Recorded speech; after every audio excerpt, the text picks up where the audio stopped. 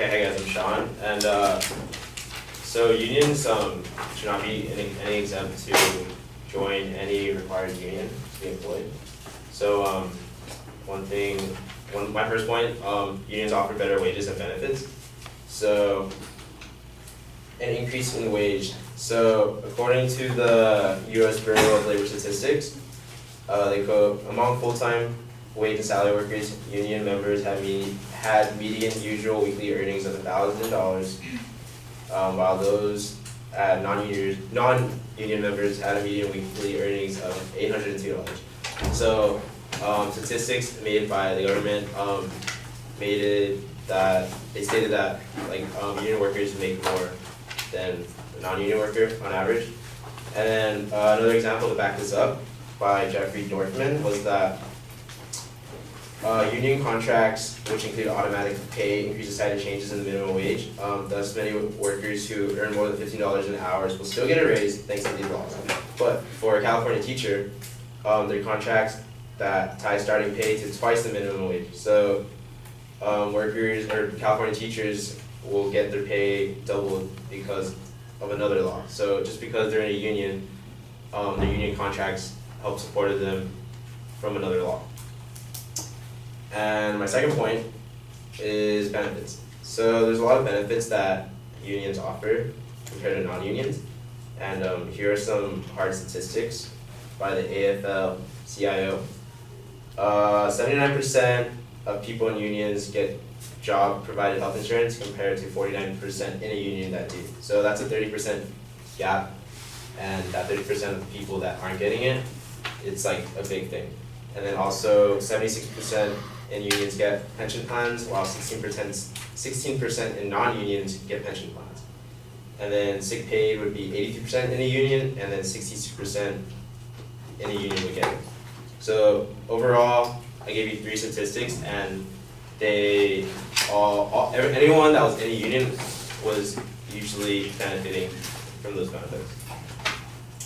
And then we once used to have a 60-hour work week in America, but thanks to unions back in like the 1950s, we now have 40-hour work weeks and 8-hour work days, and it's a standard across the entire United States. And then, so unions offer a thing called the severance package agreement, and another example is Cobra, which is a company. They had 20 employees, and if they fire them, then they have to continue to pay for their health insurance coverage for the next 18 months. And that was one benefit that unions offered. And then competence. So as a company, would you rather have someone that's a lousy worker, lousy benefits, and not the greatest working conditions, but just bare minimum?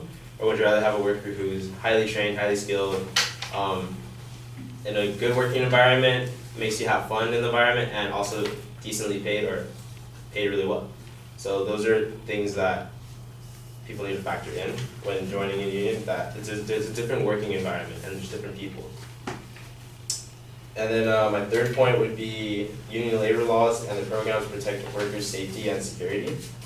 So there's a right called the Weingarten right, which basically states that a union representative is present when management calls you in for an investigative interview. So your superior can call you in for a problem that they believe you did, and you might not think otherwise, so you have the right to call someone in the union representative to help you with your case rather than doing it yourself. So it's less intimidating.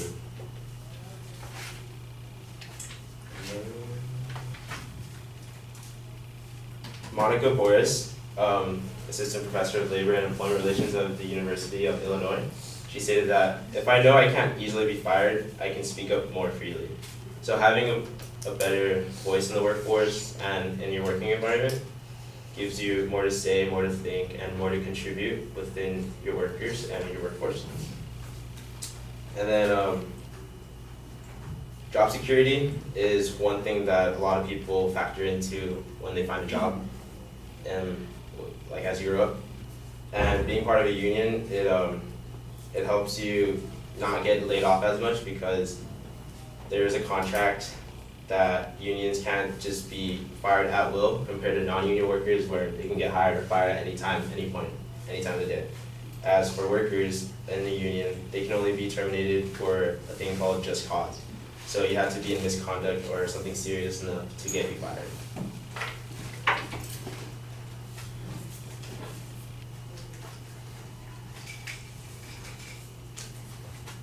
And then my second to last point is that unions offer a voice for a group of workers. So Mr. Fulton stated that it has been shown that unions push wages for non-union workers. For example, these wage gains for non-union members can be passed on to the children, and then unions generally advocate for policies and benefits for all working people, such as a minimum wage increase and increased expenditures on school and public services. So a union can help benefit a community, it can help benefit non-union workers, and it helps benefit union workers at the same time. So not being a union really wouldn't make any sense. It helps everyone, and collectively that's what unions are trying to do. Help the average working person improve their lifestyle. And then collective bargaining is another thing that unions love to do, and employers, where they come together and they basically try to negotiate terms of your employment, such as pay, hours, work week, etc. And one example of this is SAG-AFTRA, where they bargain for stunt performers in film and television contracts to have a qualified first aid person at all times, and then provide any medical facilities or transportation or communications within this example. And one last thing, at its most last point is the strike action. So if all else fails, a strike can occur, which requires the business to fall, and then it's up to one or the other to give up. So yeah, thank you.